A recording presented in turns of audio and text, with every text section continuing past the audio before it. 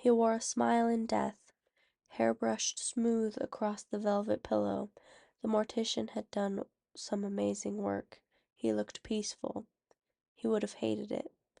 Francis had never seen Van smile like that. All closed-mouthed, tight-lipped, no dimples or teeth. He was also certain he'd never seen his hair brushed. Before Francis thought better of it, his arm had shot out, reached across the space of the casket, dipped in fast as a snake strike, and ruffled his bangs. That's more like it. He didn't mess with the rest of his hair, scared it would have revealed the attempt at piecing his skull back together. He'd read the articles, from the morning they were first published, the large "Missing" headline describing his friend, all the way to the tragic ending of teen found dead with no trace of the killer. The police had dubbed it youth violence and closed the case. Van wasn't the image of a perfect kid and had had a few run-ins with the cops before, but he was never violent. Now Francis stood next to his friend in silence. He didn't know what to say to him, couldn't muster words. He'd never imagined a last conversation, let alone a goodbye. Francis thought saying anything would have been better than the silence of him choking on tears. Irritation flared when his vision blurred. He didn't want to take his eyes off Van. He silently begged Van to open his eyes, to come back to him. But he didn't open his eyes. Instead, someone tapped Francis on the shoulder and asked for their own moment with Van.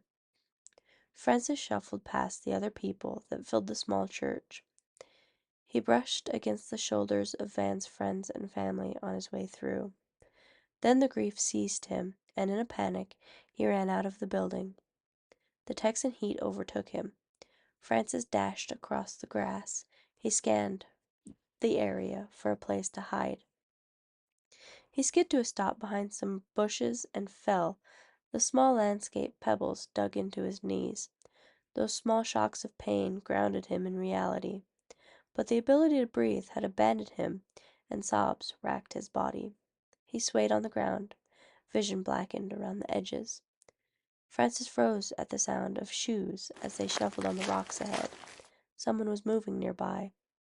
Embarrassment flushed his cheeks at the thought of being caught bawling by a classmate. They moved again, and the rocks shuffled once more. Francis looked up, as curly hair teased to hell and back, and the heel of a familiar, scuffed sneaker disappeared around the back corner of the church. Francis's own dress shoes slipped on the rocks as he tried to follow. The brick corner of the church bit into his palm as he propelled himself around. He halted just around the corner. The empty grass lot was just that, empty. No one was there. It was impossible for anyone to travel to the large crop of tall trees about a mile away in the short amount of time it took Francis to get up. Francis couldn't shake the unease that settled deep in his gut. He could have sworn someone was there. No, he had to have been going through some sort of grief-induced psychosis. That was the only realistic explanation. He grasped onto the idea and returned to the service. He did not linger long enough to see the figures that watched from just beyond the shadows of the trees. Later that night, Francis was in his room. Fresh out of the shower, he sat on his bed. He faced his desk, where a set of wilting carnations sat, one in red, the other in white. Francis stared at the flowers as they slouched. He was supposed to put them in the coffin, but ultimately couldn't bring himself to part with all of them, so he tucked one white one in Van's hands, along with a letter, and hoped his friend got the message. He hadn't turned on the light. His room darkened as night came. His eyes flickered out the window above the desk when the street light just outside the fence flicked on. The voice of his mother floated through the room. He felt her take a hold of him, and then she moved him around to lay down. She covered him with the old quilt that was always folded at the foot of his bed, and pressed a kiss to his forehead. She whispered an apology at his door, and then she was gone. He woke with a start. He was sat up on the edge of the bed. He looked around, confused at how he went from laying down to once again facing his desk. That was when he saw the figure. Under the streetlight, it was Van, with his teased hair, old jean jacket, black patched jeans, and sneaker combination. It couldn't have been anyone else. He was stood, leaned against the light pole, a big pair of shades covering his eyes. Despite the glasses, Francis could feel his eyes on him. There was that tingle that ran up his spine, the same feeling he always got when Van looked at him. That once warm and familiar sensation turned cold when Francis saw what Van held. In his hand rested a single white carnation. Van raised that same hand and pointed at him. He motioned for Francis to go to him, and just like it was when he was alive, Francis couldn't stop himself. He went downstairs, tossed on his sneakers and jacket, and left to meet Van with a morbid curiosity that grew by the second. But when he got to the streetlight, no one was there. Francis sighed and decided to wake up his mom. Whatever was happening to him had him scared. Before he turned, something by his foot caught his attention. On the cracked concrete sat a white carnation. Francis reached down to grab the flower when a shuffle from ahead startled him. He looked up, worried he'd been caught out past curfew. Van stood a good distance away. He peeked out from behind one of the neighbor's tall fences. He grinned from behind the wood paneling before he disappeared behind it completely. Francis wasn't sure if he should follow him. He questioned his sanity and the strange reality he was faced with. Van was alive and beckoning him into the dark. And while he might have been considered a delinquent, that was only when daylight was involved. Francis didn't like the dark and tried to avoid going out in it at all costs. And he worried about the validity of the situation. He contemplated the idea that his brain was making this entire situation up. But if it really was Van, he wouldn't be able to leave him alone. He had to follow. And so he did. He followed the potential specter through the neighborhood. Every corner he was directed, with a flash of fuzzy hair, the end of a jacket, a sly smile directed his way. Francis followed with no idea where he was being led. His vision tunneled, and when it widened again, as Van seemed to disappear, he found himself in a wooded area. He thought it might have been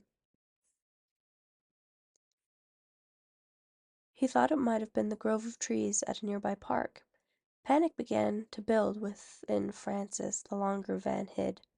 He spun in a circle and called out to him. He felt lost and alone. He wanted to go back home, but he couldn't navigate the trees by himself in the dark. He had no way to know where he was. Francis couldn't see past the second row of trees and dark underbrush. He knew there had to have been tracks. He'd frequented the park enough to know that the wooded area wasn't big. The kids ran through it all the time without a care in the world. He did not see the shadowed figures that watched from the protection of the thicket. Francis sat himself on the ground when it got hard for him to breathe. His vision narrowed, his hands went numb. He realized he was having a panic attack, but without anyone to guide him, he couldn't bring himself to calm down. He had hoped that Van had escaped death's grasp. He had been there, he hadn't dreamed him up, but Van would never have left him alone. Then a branch broke off to his left. The sound was distant to his overwhelmed senses, but he heard it nonetheless and spun on his knees. Francis was ready to beg for help, to call his parents or the cops, anything that would have gotten him out of there. Instead, Van stood there, shadowed in the trees, but something was wrong. Just behind him was a dark figure, a tall void that loomed and swayed in the night air. Van himself was as pale as moonlight. His once vibrant eyes were milky white, and Francis could see every vein under his skin. Van didn't look like Van anymore. He looked like someone else entirely. His skin was stretched. Once round, youthful cheeks were angled and gaunt. He stood about half a foot taller than Francis, which was about a foot taller than Van should have been. Francis cursed as he tried to move backwards, away from the pair, but the dark figure moved fast. It peeled itself away from Van and rounded on him. Francis had to make a decision then, to keep Van in front of him or move so the figure stayed within his eyesight. Francis turned and scrambled up. He'd decided being lost in the darkened forest was better than facing whatever his best friend had become. He ducked and dodged tree branches as he ran. He didn't think the forested area at the park was so big.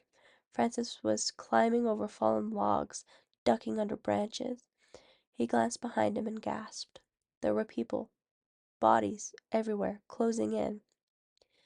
He thought he'd recognized a few of them from the newspaper, all recently dead, all from wounds to their head, all explained away.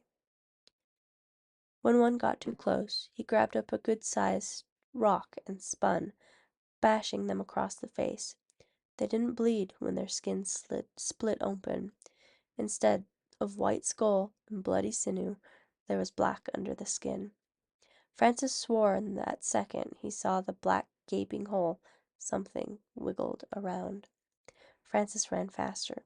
He didn't waste his breath calling out or to reason with them. They had to have been demons, some terrible half-copy of his friends. When Francis really started to think he was going to die, the trees began to thin. He sprinted out onto an open field. The white building in the distance gave away his location. He wasn't anywhere close to the small park. He had been in the forest near the church, over halfway across town. He laughed, breathless and hysteric. He thought he would be okay in the open, that the demons couldn't reach him there. He should have known better. When he turned to look back at the woods, he came face to face with Van. They were so close to one another they might have bumped noses if Francis hadn't flinched back hard. Van was slouched down so they were eye to eye. He could see deep into the depths of his eyes, past the milky white of death. The black within his eyes moved like a serpent under the surface of a lake. Francis yelped and swung his arms forward to push away on instinct. His hands tangled in the mess of Van's long hair, and took a large mass of it with him when he pulled away. The hair pulled too easily from his scalp. He scratched and clawed at him, but the thing wasn't deterred. It kept pushing closer. It didn't stop until Francis grabbed onto the stapled wound on the backside of Van's head. His fingers found purchase in the spaces between the staples, where he gripped and tore. He didn't stop pulling until the other boy's face had split nearly in two. Francis gagged at the feeling, the ripping that vibrated up his arms. Instead of the white of Van's skull, or sinew of muscle, there was black, the darkness within, the shadow swirled. Then Van stopped. He stood still as a statue until his skin began to ripple. There was a twitch underneath the surface as the thing inside of him moved. Dark appendages shoved out of the hole in his head, running along the edge in a gentle caress before they fully emerged. It gripped and pulled, and the skin that had lost its elasticity of life tore once more. Francis's feet were stuck. He couldn't move, couldn't look away. The creature emerged and unfurled. It stood taller out of the hole, shedding his friend off like a snake skin. What was left of Van made an unholy thump as it smacked into the dirt. Then it reached forward with one long arm. With a quick move and a loud crack, it was over. The other boy fell limply into the arms of the second shadow as it manipulated itself to fit, slurping. When the job was done, and the first had managed to wrangle itself back into the other boy, they laid down together, waited to be found. They stared at one another, smiling, unblinking. Soon the brood would be finished. They would be dressed for the daylight once more. The others kept watch from the shadows of the trees. Hundreds of white, unmoving corpses. They would rule the town until their skins rotted off once more.